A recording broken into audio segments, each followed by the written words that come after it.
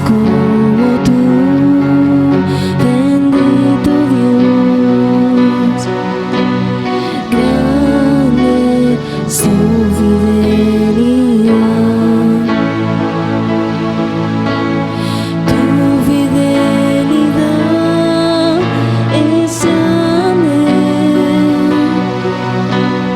Tu fidelidad incomparable es. Nada es como tú, bendito Dios. Grande es tu fidelidad.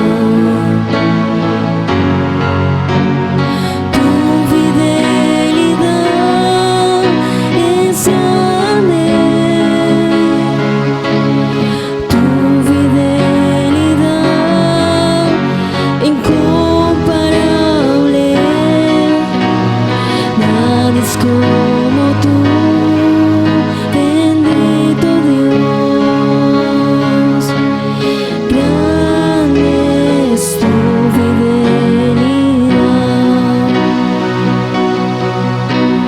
Tu fidelidad es grande. Tu fidelidad incomparable es. Nada es como tú, bendito Dios. Grande es tu fidelidad. Grande es tu fidelidad.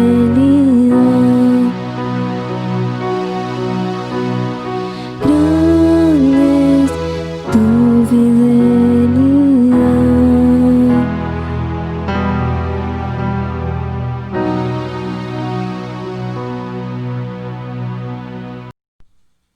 Familia en Jesucristo, Dios les bendiga. Una vez más, su pastor Néstor Naranjo de Iglesia Vida Asamblea de Dios, sede El Triunfo. Nosotros existimos con el propósito de alcanzar familias para el Señor Jesucristo, integrarlas a nuestra iglesia, guiarlas a la madurez y al desarrollo de su servicio, con un mero motivo, con una mera razón, y es exaltar a nuestro Dios. Así que un saludo muy fraternal para cada uno de ustedes. Dios me los bendiga. Vamos a seguir estudiando la palabra de Dios, porque debemos de edificarnos, debemos construir nuestra vida cristiana, debemos verdaderamente ser discípulos de Jesús.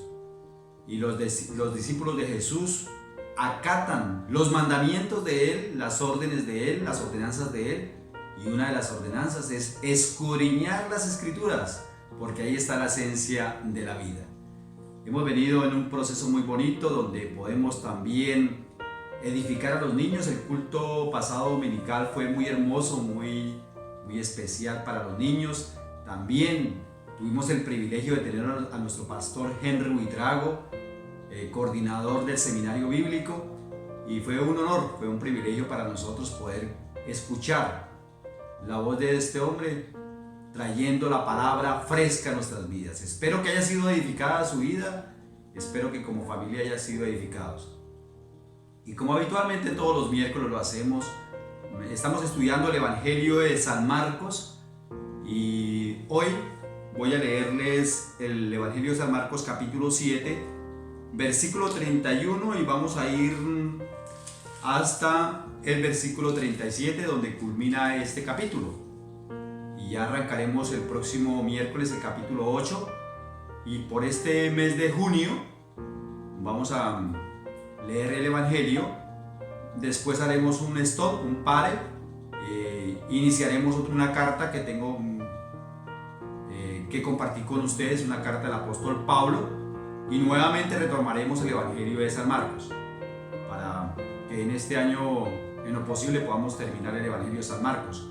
Recuerden que el Evangelio de San Marcos tiene un énfasis, y este énfasis es para los gentiles.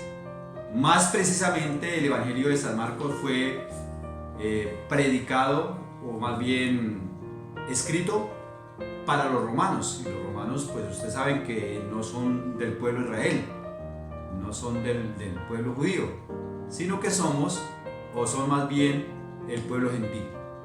Así que sin más preámbulos voy a leer la palabra de Dios. Entonces, Evangelio de San Marcos capítulo 7 versículo 31 dice la palabra de Dios: volviendo a salir de la región de Tiro, vino por Sidón al mar de Galilea, pasando por la región de Decápolis, y le trajeron un sordo y tartamudo, y le rogaron que le pusiera la mano encima. Y tomándole aparte de la gente, metió los dedos en las orejas de él, y escupiendo tocó su lengua. Y levantando los ojos al cielo, gimió y le dijo: Éfata, es decir, sea abierto. Al momento fueron abiertos sus oídos y se desató la ligadura de su lengua y hablaba bien, dice la escritura. El versículo 36 dice: y les mandó que no lo dijesen a nadie, pero cuando más le mandaba, tanto más y más lo divulgaba. Y en gran manera se maravillaban diciendo: bien lo ha hecho todo, hace a los sordos oír y a los mudos hablar. Voy a orar en este día. Padre, en el nombre de Jesús, agradecemos, Señor, el privilegio que nos das de cada día poder escudriñar las Escrituras. Gracias porque sabemos que ahí está la esencia de la vida, ahí está la dirección tuya, Dios. Tu voluntad es buena, agradable y perfecta. Y nosotros estamos sometidos a tu voluntad, y por esa razón, Señor, cada miércoles, cada domingo, inclusive en los devocionales de familia, buscamos siempre establecer tu palabra, porque tu palabra nos brindará esa esperanza, nos brindará ese desarrollo de la vida espiritual, Dios. Así que nos sometemos a tu palabra, confiamos en ella y creemos que tu palabra tiene verdades grandes para nuestras vidas, de tal manera que esa palabra recobrará vida en cada uno de nosotros y en nuestras familias. Dios, esta es una oportunidad para pedirte también por todas las familias, Dios, por todas las familias que nos siguen por los medios de comunicación, para pedirte, Señor, que seas tú obrando en sus vidas, Dios.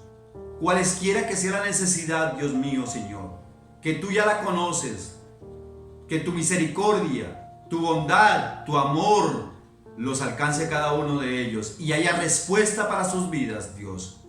Te pido, Señor, que aquella persona que está en este momento pasando crisis económica, Dios mío, Señor, en tus manos colocamos esa familia y provéale la parte económica, Dios. Que se abran las puertas laborales para aquellas personas que no lo tienen, Señor. Que haya sanidad sobre aquellos cuerpos que están enfermos, Dios. En este día, Señor, colocamos toda la iglesia en el nombre de Jesús y nos sometemos una vez más a tu palabra en el nombre de Jesús. Amén. Bueno, vamos a meditar, vamos a analizar versículo a versículo y voy a arrancar con el versículo 31. Y dice la palabra: volviendo a salir de la región de Tiro, vino por Sidón al mar de Galilea, pasando por la región de Decápolis. Bueno, ¿qué encontramos aquí nosotros? Que Jesús extendió su ministerio, extendió el evangelio, las buenas noticias a los gentiles. Recuerden muy bien que hace 8 días hablamos acerca de que Jesús proclamó que Él había venido para las ovejas de Israel, exclusivo para las ovejas de Israel. Sin embargo, Él dejó muy claro que no solamente el evangelio era para las ovejas de Israel, sino que también tenía un rebaño, y en este caso el rebaño eran los gentiles. Me fascina ese texto que leímos hace 8 días en el Evangelio de San Juan, capítulo 10, versículo 16, lo tengo anotado acá, dice: también tengo otras ovejas que no son de este redil, aquellas también me conviene traer, y oirán mi voz, y habrá un rebaño y un pastor. Tengo otras ovejas, dijo Jesús, refiriéndose a todo el pueblo gentil y en el cual usted está contado conmigo. Esa es una buena noticia, ¿no? Ya lo hemos dicho, es bueno recordar lo que Jesús dijo. Pero vino también a un territorio, la Biblia dice que a la región de Decápolis. Recordemos que era un área donde Jesús hizo una liberación, el endemoniado de Gadareno. Esa porción de la Biblia la predicó, recuerdo muy bien, nuestra hermana Leandra Sánchez, cuando estábamos reuniéndonos todavía en la iglesia, y está en el capítulo 5, versículo 1 al 20. La liberación que hizo Jesús sobre este hombre. Y volvió a esta tierra. Entonces, ¿qué podemos recordar nosotros? Que Jesús hizo una obra donde le mostró a sus discípulos que tenía que extenderse el Evangelio, que tenía que seguir propagándose el Evangelio. Entonces, eso es lo que dice aquí en el versículo 31. Volviendo a salir de la región de Tiro, vino por Sidón al mar de Galilea, pasando por la región de Decápolis. Veamos el versículo 32. Y le trajeron un sordo y tartamudo, y le rogaron que le pusiera la mano encima. Entonces tenía dos problemas. La Biblia lo muestra como una persona que era sorda y también era una persona tartamuda. Hablemos un poco de lo sordo. ¿Qué cosmovisión podía tener este hombre de la vida? Si nunca había escuchado nada, nunca había oído ninguna noticia. Ni siquiera, escúcheme bien, podíamos decir que sabía que Jesús estaba por ahí. Al no ser que lo hubiesen hecho por señas, por señales, de que había un hombre que hacía milagros, señales, pero eso era lo único que podía tener, pero no podía escuchar literalmente la noticia de Jesús. Era sordo. Podían inclusive murmurar de él y pues desafortunadamente no sabía ni qué estaban diciendo o qué estaban hablando mal de él. Entonces era un hombre sordo que no tenía esa conmovisión de la vida como usted la puede tener, como yo la puedo tener, sino que era una persona verdaderamente limitada, con una esclavitud, con una ligadura, que con tremendo azote que tenía en su cuerpo, en sus órganos. Y no solamente que era sordo, sino que era tartamudo, pues lógico que no tenía las palabras, no las había escuchado, cómo las iba a pronunciar.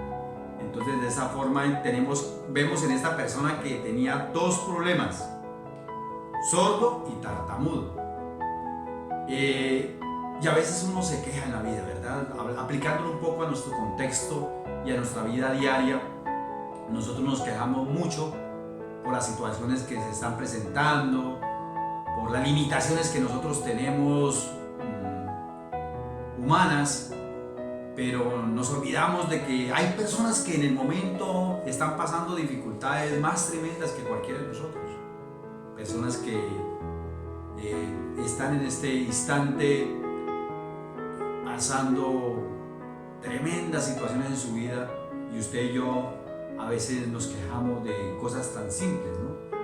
Pero mire que este hombre encuentra la solución en Jesucristo, y usted ya la encontró. Usted ya nació de nuevo. Es una persona que aceptó a Cristo como su único Señor y Salvador.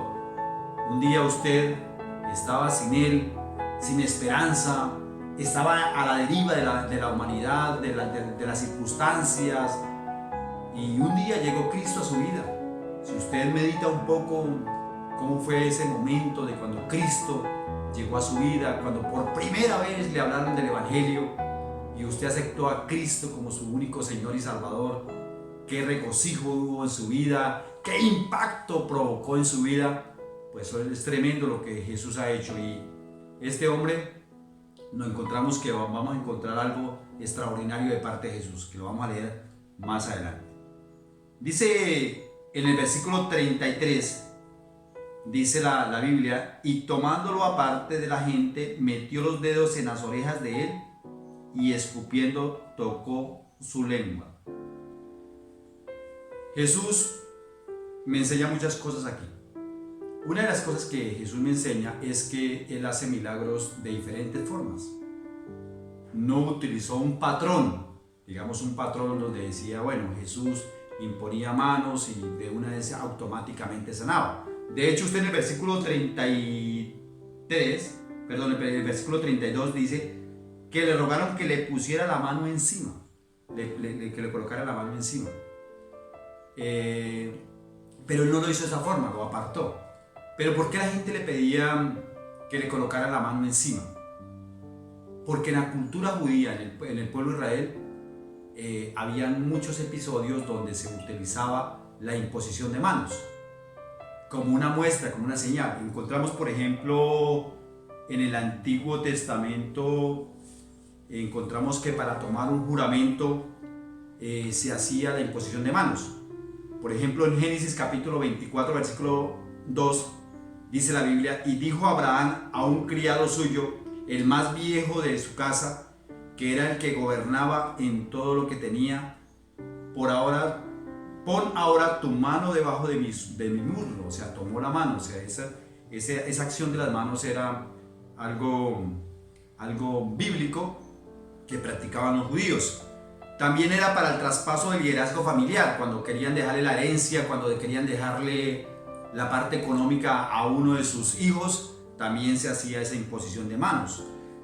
También encontramos que para apartar personas para el servicio, por ejemplo, encontramos en capítulo 8, versículo 10 de Números, allá al comienzo de la Biblia, dice: y cuando hayas acercado a los levitas delante de Jehová, pondrá los hijos de Israel sus manos sobre los levitas. Pondrá las manos sobre los levitas. Esa fue la instrucción que Dios le dio a este hombre, a Moisés, diciéndole: cuando haya acercado a los levitas delante de Jehová, pondrá los hijos de Israel sus manos sobre los levitas. O sea, como una señal de una confirmación del ministerio que Dios estaba apartando para este pueblo, y más exactamente para esa tribu que eran los levitas. El Señor ordenó que le colocaran las manos. En Hechos capítulo 6, versículo 6 dice: a los cuales presentaron ante los apóstoles, quienes orando le impusieron las manos. O sea, ese era un momento también de cultura, pero también espiritual, para apartar a ciertas personas para el servicio, pero también para recibir la bendición. En Mateo capítulo 19, versículo 13 dice: entonces le fueron presentados unos niños para que pusiese las manos sobre ellos y orase, y los discípulos le reprendieron. Trajeron los niños a Jesús y le pidieron que impusiera las manos sobre ellos y oraran.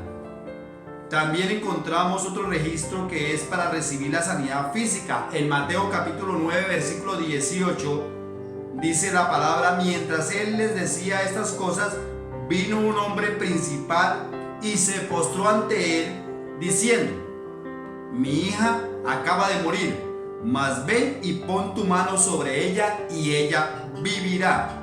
En Marcos capítulo 5, versículo 33 dice: al ponerse el sol, todos los que tenían enfermos de diversas enfermedades los trajeron a él, y él, poniendo las manos sobre cada uno de ellos, les sanaba.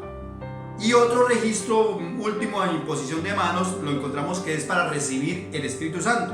En Hechos capítulo 8, versículo 17 dice: entonces les imponían las manos y recibían al Espíritu Santo, poniendo las manos sobre las personas. Eso era algo bíblico, Desafortunadamente, la imposición de manos se llevó a un contexto más de protagonismo, más de emocionalismo, que de lo que realmente la Biblia habla acerca de la imposición de manos. Notemos que Jesús lo hizo, y era una señal, era como una confirmación de lo que él estaba haciendo. Si estaba sanando a una persona imponiendo manos, estaba confirmando de que él estaba trayendo su misericordia sobre esa persona. Desafortunadamente, hoy en día nos encontramos con muchos videos donde se manipula a las personas. La imposición de manos se hacía era más bien para empujar a las personas y tratar de caerlas, y si no caían al piso, entonces no había poder de Dios sobre esa persona. Pero si la empujaban y la estrujaban y la llevaban al piso, entonces había el poder de Dios. Eso es un contexto completamente salido de la parte bíblica, no era para empujar a las personas. Y usted nota en muchos videos como hay muchos líderes que desafortunadamente llevaron esto a ese contexto del derribamiento de las personas, pero ya por empujarlos, y esos cuellos prácticamente los torcían para poder caer al piso. Y no es eso. Eso era más bien como una señal, como una muestra de que lo que estaba haciendo en este caso Jesús, los discípulos, o en el caso dado de Moisés, que también leímos un pasaje. Entonces por eso es que le dijeron a él que impusiera las manos, pero él no lo hizo de esa forma, sino que dice la Biblia en el versículo 33: y tomando la parte de la gente, metió los dedos en las orejas de él y escupiendo tocó su lengua. No fue como le dijeron ellos. Ya expliqué acerca de la imposición de manos, pero no fue como ellos le dijeron, sino que él lo tomó aparte. Hay otro registro acerca de que Jesús llevó aparte a una persona. Dice Marcos capítulo 8, versículo 23, dice la palabra: vino luego, versículo 22 también dice: vino luego a Betsaida y le trajeron un ciego y lo rogaron que le tocase. Entonces, tomando la mano del ciego, lo sacó fuera de la aldea y escupiendo sus ojos le puso las manos encima y le preguntaron si veía algo. Mirando dijo: veo los hombres como árboles, pero los veo que andan. Mire que Jesús nunca hizo milagros bajo un patrón, bajo una indicación, sino que él utilizó muchas formas para sanar. Así que vamos a ver cómo lo sanó. Dice que puso los dedos en las orejas, puso sus dedos en las orejas de él. O sea, le metió los dedos literalmente en los oídos de este sordo. Y también dice que escupió saliva y le colocó en la lengua de esa persona. Mire, extraordinario. Yo no sé, o sea, qué cosmovisión tiene usted acerca de lo que Jesús hizo en ese momento, pero resulta que en ese territorio donde Jesús estaba, la saliva tenía en cuenta como algo medicinal. En este sitio donde ellos estaban, la utilizaban mucho para ello. Y él utilizó esa circunstancia para mostrarle la fe a este hombre, para que se llenara de fe. Como era algo de cultural, le mostró, no porque la saliva tuviera algo, no, era el poder que tenía Jesús para sanar, y de esa forma activó la fe de este hombre, y este hombre fue sanado. Y dice la Biblia: y levantando los ojos al cielo, mire, Jesús gimió y le dijo: éfata, es decir, sea abierto. Levantando los ojos al cielo. En la cultura judía, ustedes saben que todo judío en su oración siempre mira al cielo, siempre mostrando la reverencia, el respeto a Dios, y de esa forma lo hacía Jesús. Nunca hizo un milagro antes de consultarle a Dios, sin siempre estar bajo el sometimiento de Dios y bajo la voluntad de Dios. Y él hizo ese milagro extraordinario, y dice la Biblia que y le dijo: éfata, es decir, sé abierto, sé abierto. Al momento fueron abiertos sus oídos y se desató la ligadura. La ligadura es esa esclavitud. Ese hombre tenía una esclavitud, tenía esas cadenas ahí que le estaban atando su vida, estaban atando su lengua. Y dice la Biblia que hablaba bien de una vez. Los milagros de Jesús son completos. No podemos decir: no, venga, Jesús sanó primero a este hombre de que no podía escuchar, y le dijo: no, después vuelvo y de pronto le hago el otro milagro. No, los milagros de Jesús son completos. Iglesia del Señor, entendamos que cuando Jesús hace un milagro, lo hace completa, no lo hace a medias. No hizo solamente el milagro de devolverle el oído a este hombre para que pudiera escuchar, y después el milagro de devolverle para que pudiera pronunciar las palabras. No, lo hizo completo. Todas esas ligaduras que él tenía, todas esas ataduras, Cristo las quitó. Y creo que Dios sigue actuando a través de su Hijo en todos estos tiempos. Así que no podemos limitar el poder de Dios. Hay personas que dicen: no, es que ya los milagros no existen. Los milagros fueron para esa época, en el tiempo de Jesús. Eso es algo histórico. No, señores. La Biblia registra de que Jesús sigue siendo el mismo ayer, hoy y por los siglos de los siglos. Yo no puedo limitar el poder de Dios. Si Dios quiere sanar muchas personas, inclusive del COVID, lo hace, porque Él es libre, porque Él es su voluntad, nadie lo gobierna a Él. Él es soberano, y en su soberanía puede hacer muchas cosas. Así que nosotros no debemos de limitar el poder de Dios. Debemos de confiar más bien en el poder de Dios, porque ¿qué nos sostiene en este tiempo? ¿Qué nos está sosteniendo? El poder de Dios, su voluntad nos está sosteniendo. Si no fuera por Él, nosotros no estaríamos en este momento. No seríamos parte de ese privilegio. Pero estamos y existimos por la gracia del Señor. Y la Biblia también dice, y le mandó que no le dijesen a nadie. ¿Por qué mandaba ocultar tanto Jesús su identidad? Por muchas razones. Porque había mucha gente que lo seguía a él, lo agolpaban, lo seguían bastante, pero también porque no quería que su ministerio se rigiera solamente en los milagros, sino en lo que él venía a hacer, a morir, a resucitar y a salvar a la humanidad. Así que dice que no se lo dijera a nadie, pero cuanto más los mandaba, tanto más y más lo divulgaban, dice la Biblia. Jesús también se guardó, escúchame bien, de la vanagloria.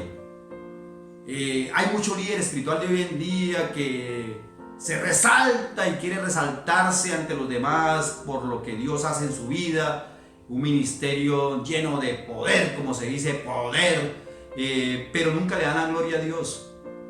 Jesús dice, no lo divulguen, o sea, no crean fama en mí, más bien, démosle la gloria a Dios. Eso es lo que quiso decir Jesús, no lo divulguen tanto. Y miren que nosotros como líderes espirituales a veces caemos en ese fanatismo religioso que queremos que las personas nos halaguen, nos exalten. Y aquí no se debe exaltar el ministro, el líder, el pastor, sino se debe exaltar es a Dios y su infinita misericordia, su bondad. Eso es lo que debemos resaltar. Muy bien. Y en gran manera se maravillaban diciendo, bien lo ha hecho todo, bien lo ha hecho todo. Mire, me gusta esta parte donde esta gente que estuvo observando ese milagro dice, bien lo ha hecho, lo que hace Dios lo hace perfecto. Y cabe decirle en este momento, en todo lo que hagamos, tiene que reinar la voluntad del Señor. Y la voluntad de Dios es buena, agradable, perfecta. Pero también, escúchame bien, la voluntad del Señor, las bendiciones de Dios, las bendiciones que vienen sobre nuestras vidas, no añaden tristeza. Eso dice la Biblia, que las bendiciones de Dios no añaden tristeza. Mire que aquí hay un registro donde ellos se alegraban por lo que estaba haciendo Jesús. O sea, las bendiciones del Señor traen alegría, no tristeza. Si usted está pasando tristeza de pronto por lo que está tomando, las decisiones que está tomando, o posiblemente no le salen las cosas y usted cree que eso lo envió Dios, no lo envió Dios, porque lo que Dios envía, lo que Dios nos da, nunca añade tristeza. Todas las bendiciones del Señor siempre son de gozo y alegría. Eso lo demostraron ellos. Bien lo ha hecho, hace a los sordos oír y a los mudos hablar. Hace a los sordos oír y a los mudos hablar. Yo tengo por acá un registro de la Biblia donde dice Isaías 35:6. Dice algo que profetizó este hombre de lo que iba a hacer Jesús, y dice, entonces el cojo saltará como un ciervo y cantará la lengua del mudo. Me gusta eso. Entonces el cojo saltará como un ciervo y cantará la lengua del mudo. Aquí se estaba cumpliendo la palabra dicha por el profeta Isaías. Esto es maravilloso, que aún los del Antiguo Testamento ya estaban, digamos, marcando el propósito por el cual venía Jesús. Y aquí se cumplió lo que el mismo Isaías dijo. Así que el Señor sigue siendo el mismo, ayer, hoy, por los siglos de los siglos, que es nuestra responsabilidad confiar en Él. Confiemos en Él. Si Él nos llamó para este tiempo, confiemos que Él nos va a sostener. Él nos va a ayudar, Él nos va a fortalecer. Adelante, familia en el Señor, no desmayen y que Dios me los bendiga.